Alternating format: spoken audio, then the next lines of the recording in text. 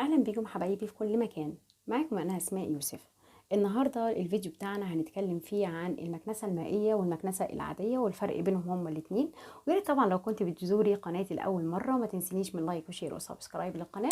ويا ريت طبعا لو كنت مشتركه جديده تفعلي زر الجرس علشان يوصلك مني كل جديد. زي ما قلت لكم طبعا في المقدمه ان الفيديو النهارده هو الفرق بين المكنسه المائيه والمكنسه العاديه وايهما افضل. طبعا لو كنت انت ست بيت عايزه تشتري مكنسه وعايزه طبعا تقارني ما بين المكنسه العاديه، اجيب المكنسه العاديه ولا اجيب المكنسه المائيه؟ فاليكي في الفيديو دوت كل التفاصيل عن المكنسه المائيه والمكنسه العاديه. اولا سوف نتناول الميزات اللي هي في المكنسه المائيه.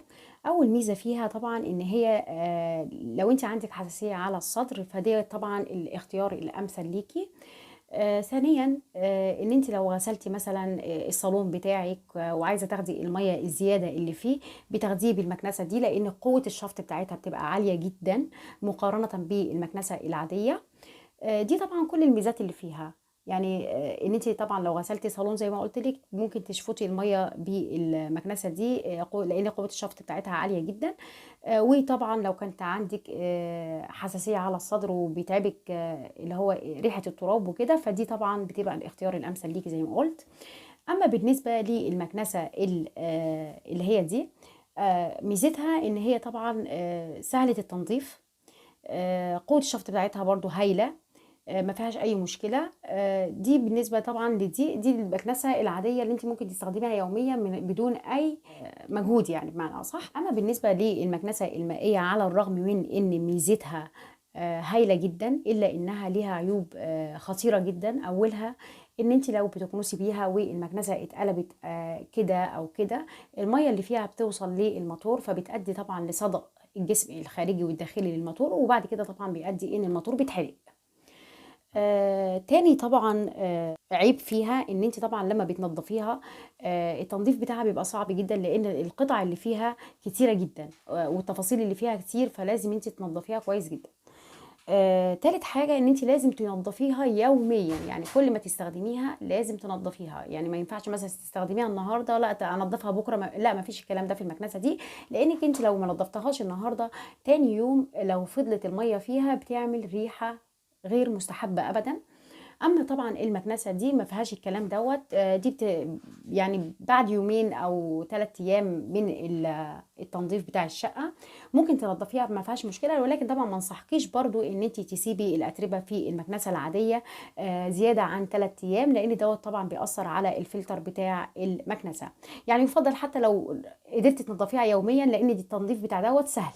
يعني لو نظفتيها يوميا يكون افضل طبعا علشان الاتربه برضو ما تخشش للفلتر بتاع المكنسه العاديه. طيب زي ما قلت لكم طبعا ان المكنسه دي تنظيفها صعب.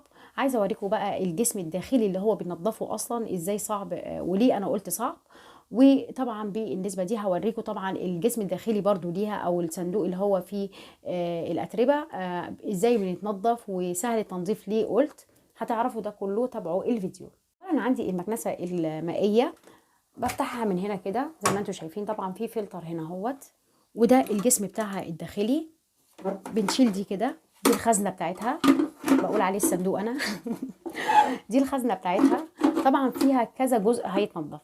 عندك الجزء الاول ده الفلتر دوت برضو بتنضفيه وبتفتحي هنا كده وبتنضفي دوت هنا طبعا كده، وبتنضفي برضو الحاجات اللي هي بتخش الاتربه والاتساخات برضو في الاماكن دي. فتنظيفها بيبقى صعب شويه، بيبقى بتنضفيها بفرشه الاسنان بيكون افضل. انا الحمد لله ما بقيتش استعملها دلوقتي خالص. لكن لو طبعا غسلت قولي غسلت مثلا صالون او حاجه او كنبه بضطر طبعا استعملها عشان اشفط بيها الميه. وطبعا بتنضفي برضو اللي هي الخزنه دي. وعندك برضو طبعا القطعه دي برضو بتشيليها وبتنضفيها بتبقى مليانه برضو اتربه. انا عشان بس ما بستعملهاش فعلشان كده ايه سايباها كده، يعني ما فيهاش اتساخات اوريها لكم. اما بالنسبه للمكنسه العاديه اللي هي دي طبعا دي مختلفه، دي المكانس الجديده اللي طلعت عفوا. عايزه اوريها لكم ازاي بقى بننضفها. دي تنظيفها بيبقى سهل جدا. بتفتحي هنا اهوت كده بالشكل ده شايفه ده الجسم الداخلي بتاعها، بتعمليه كده اهوت، بيسقط منه كل حاجه بكل سهوله بالشكل ده. خلاص المكنسه بقت نظيفه. عايزه طبعا انا طبعا بغسلها كل حوالي يومين علشان الاتربه برضو ما تكونش لازقه فيها، وبنشفها كويس جدا طبعا، ما بستعملهاش وهي يعني مغسوله. بنشف الجسم دوت، بحطه كده في على الشباك بالشكل ده، الهواء بيخش لها فبتنشف وبتبقى عالي العال. بالنسبه طبعا للفلتر بتاعها، هو الفلتر ده شايفه، بغسل برضو الفلتر ده والجسم بتاعه، بتخرج اللي هي الاسفنجه دي من هنا وبتنضفيها. دي طبعا زي ما قلت لك ما فيهاش اي مشكله في التنظيف، وما فيهاش طبعا ميه تروح للموتور ولا اي حاجه، تنظيفها سهل وتركيبها برضو سهل جدا. اتمنى طبعا اكون افدتكم في الفيديو ده، واتمنى اكون قدرت اوصل لكم ايه هو الفرق ما بين المكنسه المائيه والمكنسه العاديه. واتمنى طبعا لو عجبك الفيديو ما تنسينيش من لايك وشير وسبسكرايب للقناة علشان يوصلك مني كل جديد، ويا ريت ما تنسيش برضو تفعلي زر الجرس علشان هو دوت اللي هيوصلك كل ما هو جديد في قناتي، وكل فيديو انا بحمله بيوصلك عن طريق تفعيل زر الجرس، فيا ريت ما تنسيش طبعا تفعليه. اترككم في رعاية الله وامنه. كنتم مع اسماء يوسف.